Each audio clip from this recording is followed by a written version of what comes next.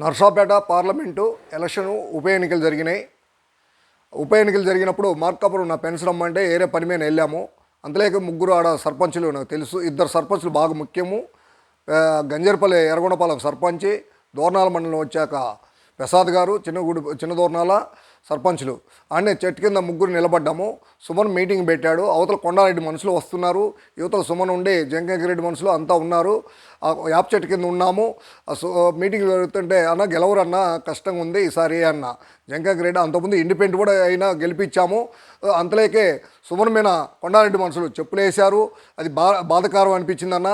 మీరేమని అనుకోండి, ఇది తప్పు, ఇది దుర్మార్గాన్ని కూడా చెప్పాను.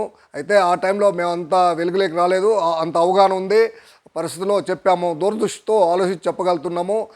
ఆ టైం నుంచి చంద్రబాబు కూడా అదే రెండోసారి ముఖ్యమంత్రి అవ్వటం అని చెప్పాను. ఓకే, అందరికీ నమస్కారాలు.